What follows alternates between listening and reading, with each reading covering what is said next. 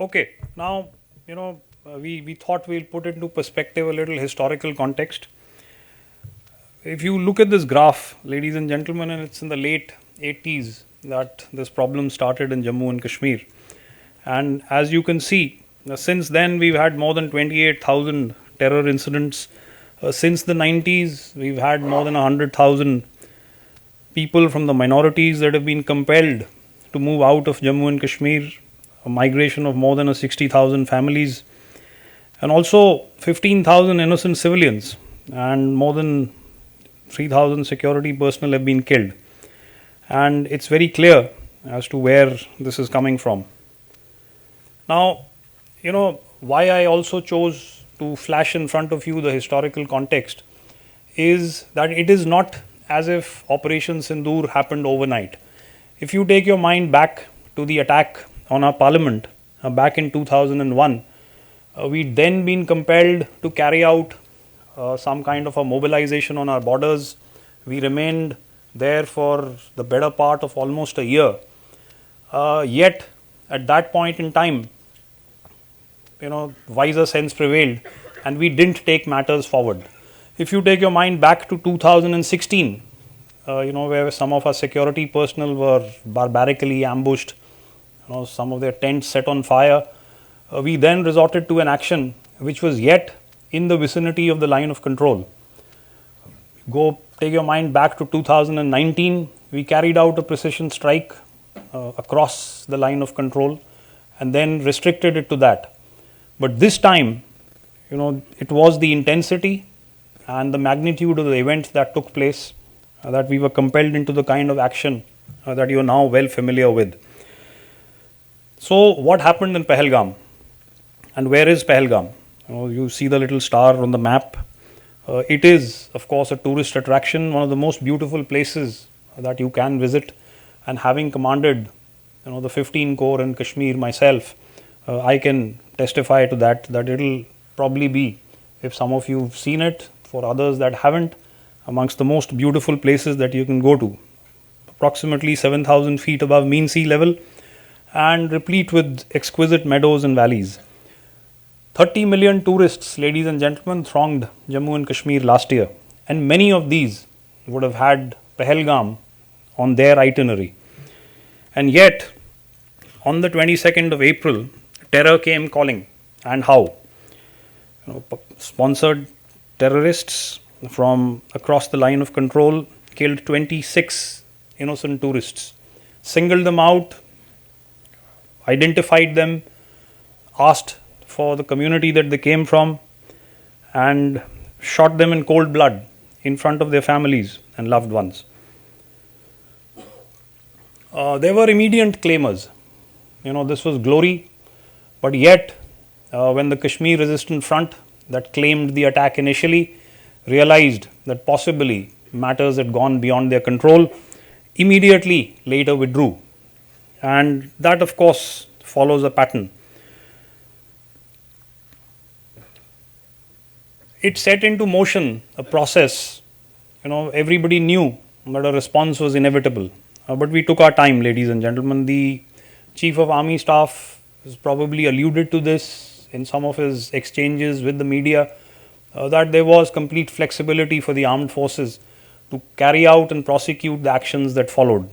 So between the 22nd of April and the night of the 6th and 7th of May, the actions that you see on your screen were evolving and unfolding. So we were appreciating enemy courses of action. We were prioritizing our targets, and I'll just speak in a moment about that. We carried out certain precautionary deployment on our borders to make sure that the enemy was deterred. And of course, there was a lot of inter-service government departments and agencies that were coordinating amongst themselves. The final selection of targets was carried out from a large number of targets that we kind of scrutinized.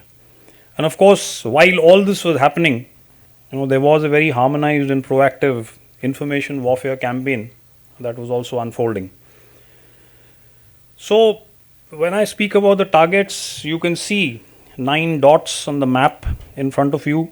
The ones in red are the ones that were engaged finally in the early hours of 7th of May by the Indian Army with its vectors, and the two in blue were engaged by the Indian Air Force. That is not to say that the Indian Navy was not involved in this process. Some of the vectors that were utilized also, some of the personnel that were manning those vectors came from the Indian Navy. They were very much part of the rehearsals and the coordination that was happening before these strikes were actually carried out. So it's very safe and very correct to say that it was very much a tri-service operation. And the strikes were precise to make sure that there was no collateral damage. So you're already familiar with these, but I've just, the purple line that you see on the map is the line of control. So if you correlate the targets to that, it will tell you as to where exactly these are located. So out of the 9, 5 were located in Pakistan occupied Kashmir, and this is the first of those. As you can see the effects before and after, and some high value targets that were eliminated. This is Kotli. This is opposite the Rajouri Menda sector of Jammu and Kashmir, for those of you who are familiar. The videos all of you have seen, ladies and gentlemen.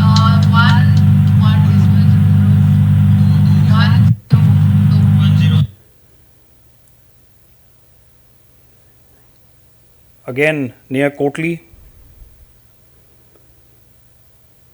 and all of these targets were engaged by the Indian Army. And the vectors that we used were of course precision munitions, loiter munitions, and all part of the inventory of the Indian Army. Some weapons were indigenous, and some of course that we had from earlier times were ex-import. This is Bhimber. You can see the location on the map, and if you see the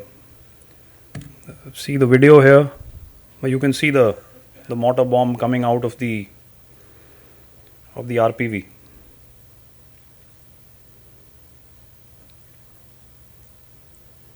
As we come further down, you can see now that this target is now shifted out of Punjab occupied Kashmir.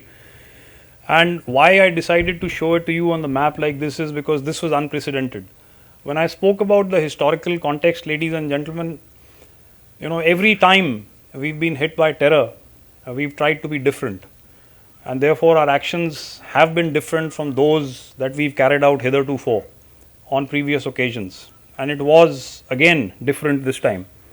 And so we went into the heartland of Pakistan, and I think that's why we achieved the surprise that we did.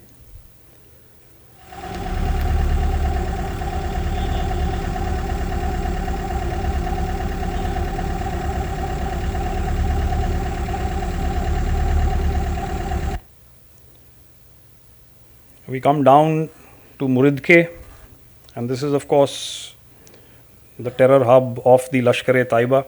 That's the Indian Air Force strike you can see on the screen right on top. And of course the before and after pictures, some high value targets that we neutralized. All in all, I've said this earlier, in the strikes that we carried out in the early hours of 7th of May, more than 100 terrorists were neutralized. This is of course Bahawalpur. If you go back to the second star on the map, these are the Maxar images of before and after, and that is why I spoke of the precision. You can see on the right as to where the rockets and the missiles have gone through. There was of course, after all this had happened, a very blatant flaunting of the nexus, which I would say even surprised us. That caution had been thrown to the winds, and the picture says it all. Proscribed terrorist by the United Nations, leading a prayer service for those that had been killed, and the who's who from the Pakistan Army, no less than the GOC of the 4 Corps himself, attending the funeral ceremony, apart of course from many others that were prominent and were present that day. So, if you want to carry out an analysis of what happened and why it happened, the fact that the Pakistan army and its chief were under duress at the time that this happened is known to everybody, and therefore, there was a need for him to revive not only his image but that of the Pak army itself. And I think the best way and the only way that is known to them was to do what they did, as cowardly as it may have been. And the inevitability of the Indian response, I think, was very much there. If you were going to carry out, this kind of an action in the manner that it was perpetrated, and of course, it doesn't take much to claim victory, especially when there hasn't been kinetic contact, and that was more a result because we were very clear as to what we were after. So we went after terrorists, and once that had been achieved, it wasn't our intention to escalate it unless compelled to do so.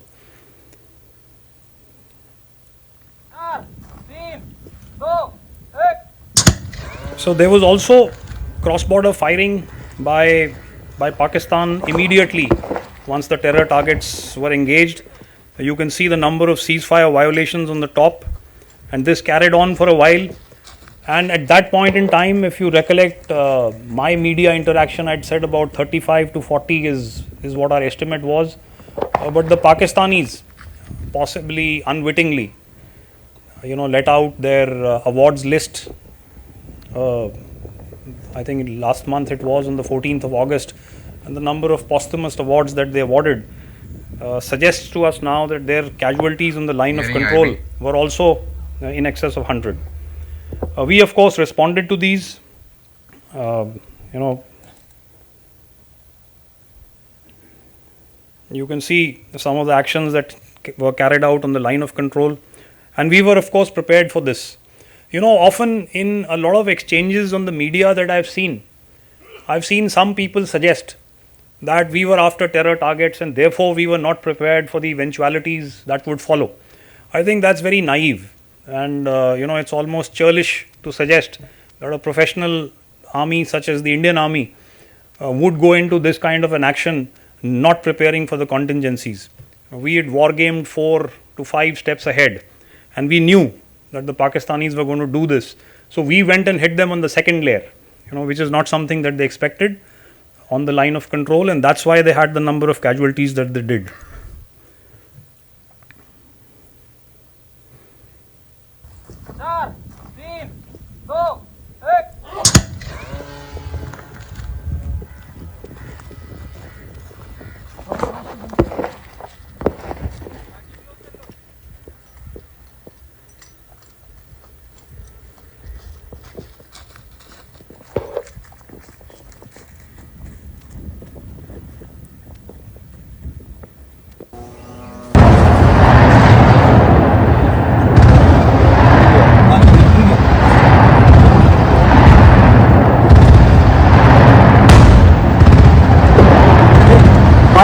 गिरा क्या?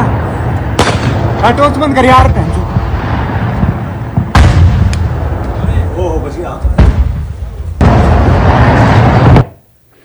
Okay, so the drones came, and that was especially large numbers even after the two DGMOs had spoken, and I think it's only congenital and in the vein of the enemy that we have to go back on their word.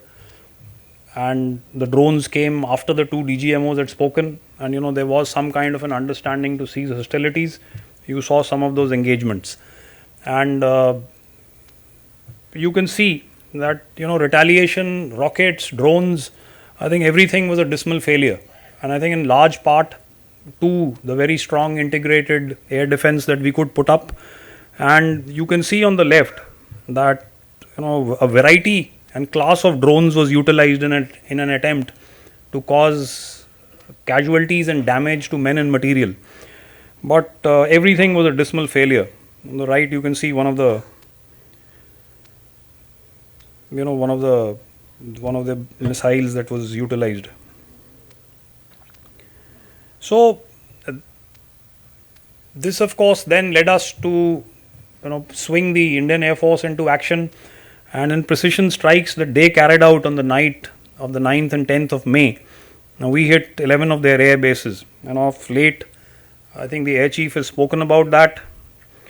If you see, 8 air bases, 3 hangars, and 4 radars were damaged.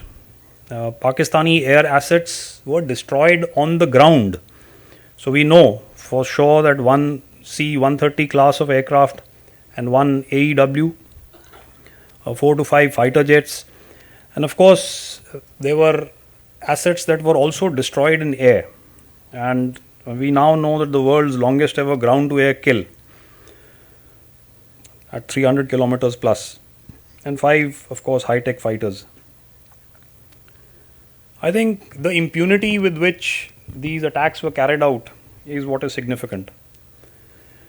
The Indian Navy was also very much in action, ladies and gentlemen, and this is possibly a fact that is not so well known, but the Navy had sailed into the Arabian Sea, and when the DGMO spoke, they were very well poised, and had the enemy decided to take it any further, it could have been catastrophic for them, not only from the sea, but from other dimensions as well.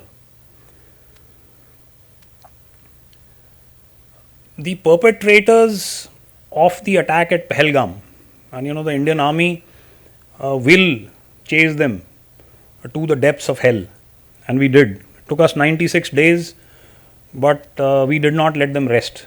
And finally, ladies and gentlemen, when these 3 were found and terminated clinically, it seemed as if they were exhausted of running, and they also seemed very malnourished. So we kept them relentlessly under pressure. It also suggests to you as to how difficult counter-terrorist operations can be in a place like Jammu and Kashmir. Often people can turn around and tell you that where have they vanished, but it is sometimes like searching for a needle in a haystack. And while it may seem very simple to the non-discerning and those that are not initiated, but these things take time. Generating intelligence can take a while, but as you can see, and the Home Minister spoken about this in the Indian Parliament, they were eliminated, and justice was yet again served. There has been a doctrinal shift in our strategy against terror. Our Prime Minister has spoken about it, and these are the 3 things he said: that terror attacks are an act of war, and therefore there will be decisive retaliation. We will not succumb to nuclear blackmail, and there is no distinction between terrorists and their sponsors. So if I was to just encapsulate this whole operation, 88 hours is what it took for the enemy to come and ask for a cessation of hostilities. You're well aware of that. For that call to be made by my counterpart then. We achieved our politico-military aims. We hit 9 targets across the breadth of Pakistan. This is, of course, a maturing of India's doctrine beyond the binaries of peace and war. You will see, as you did this time, a measured compellence from us. And of course, this was a fusion of military precision, diplomatic agility, informational superiority, and economic leverage. I'm speaking about the Indus Water Treaty of 1960 being put into abeyance the moment the terror attack was perpetrated at Pahalgam. So if I was also to then put this into now those 4 domains, and you can see, I'll just request you to read through this. I've already spoken about most of this. As far as our military actions were concerned, ladies and gentlemen, they were targeted, controlled, non-escalatory, and we openly acknowledged them to maintain our credibility. We also made sure that we put into place critical and significant conventional measures to apply pressure. We carried out some significant and telling forward deployments and extended our punitive reach to hitherto unprecedented levels.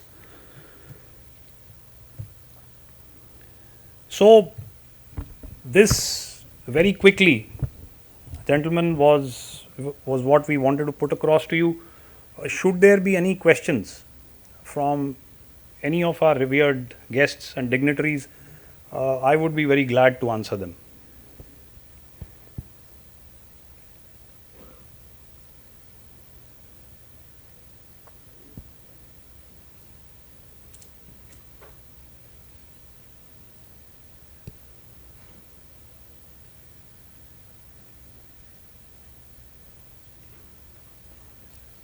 I think everybody is well familiar, sir, with this. No questions? Thank you, ladies and gentlemen.